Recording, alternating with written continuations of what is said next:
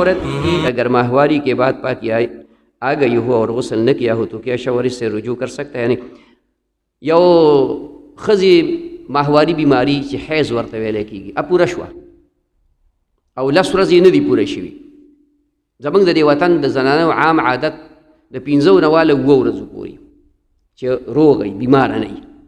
15 نه واله 7 ورځې دا عادت وي د زنانه.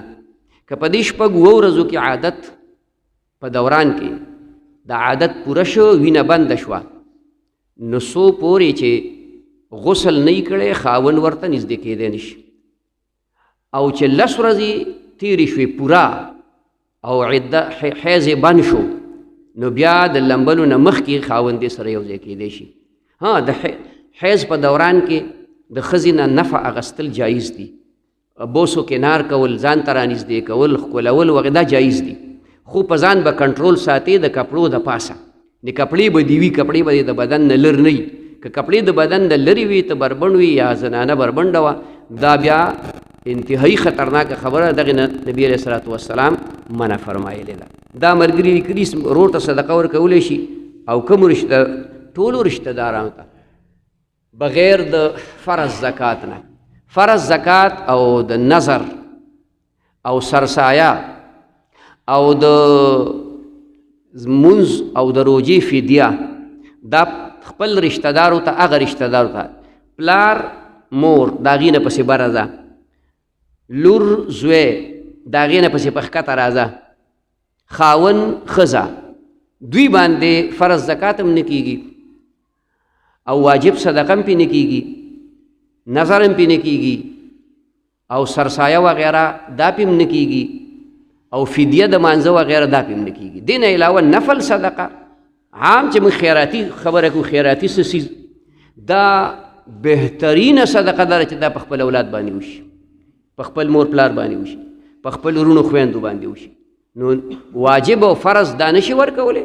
او د دې نه علاوه نفلي صدقات دا چې کومه دی مور پلار نیا نیکه بچو اولاد نسو کړوسو رونو خویندو ماما وغیره ټولو ته ورکولی شي. دا ملګري تپوس کړی یو تپوس چې د زړه د سکون او حلال رزق دپاره خاص وظیفه، اسانه وظیفه خو دا ده چې صورت اخلاص وایه 200 پیرې 200 پیرې صورت اخلاص آسان کا. قل هو الله احد الله الصمد لم یلد ولم یولد ولم یکن له کفوا احد. او دا هم وایا او وروستو چې کوم دی د اجاز مولانا نه یو وظیفه د حاجاتو هغه به دله درکړي، اتې حاصله کوي، هغه فوټوسټیټ ته وکړي، خپل کور کې هر فرد له ورکړي، هر مانځه پسې به وایي انشاءالله. او د دې زړه د اطمینان دپاره درود شریف ډېر وایه. درود شریف چې څومره ډېر ویلی شي. د خپل سلسلې درود شریف 1500 پیرې دی په سلسله چشتیه کې، قادریه کې 1000 پیرې دی. که دا کولی شي خو ډېره زیاته ښه ده، که نه نو کم از کم 313 پیرې درود شریف دا درود قادری اللهم صل علی سیدنا محمد و آله و عطرته بعدد کل معلوم لک. دا 313 پیرې کم از کم، دا کم از کم مرتبه ده. ګورې نور د دې نه چې څونه ډېر ویلی شي نو ډېر وایه. دا ملګري بل دویم تپوس کړی دی د شیشې مخې ته مونځ کول څنګه ښه نه دي. شیشه کې تصویر ښکاري، عکس ښکاري، سړی هغې ته متوجه کېږي. د بعضې خلکو په دې محرابونو کې دغه لګولي شیشې لګولي، دا ناروا دي. ناروا خو دغه یو په 2 وجې دي. یو په دې وجه باندې چې دا ګلکاري ده او نقش و نگار په دې مخامخ دیوال په جومات باندې منع دی، په دې لیکل منع دي. او بل پکې په دې شیشه کې تصویر ښکاري. نو تصویر خو نه دی، عکس دی، خو بیا هم د سړي هغه توجه ګډه وډه کوي. دا ګلکاري لکه بوټي دي پې جوړ کړي دي، خو ستا توجه ټول هغې ته ځي. او یا پې لیکل دي، ستا توجه ټول هغې ته ځي. د هر مسجد مونږ ټول داسې یو. دا زموږ د جومات ته وګورئ، دا مونږ بلکل دا فرنټ بیخي ساده دی، نه پې لیکل شته، نه پې چې کومه دی ګلکاري شته. بس بهترینه ګلکاري په جومات کې سپین رنګ دی، بهترینه ګلکاري سپین رنګ دی. داسې توره پټ هم پکې راشي نو ځکه د جمعیت جنډه به هم ته جوړه شي. بار د 2 پیلرې برګې بروګې دي، نو هغه دا چې چا سره ټیکه وه دا هغه په خپل ترو راوړي دي.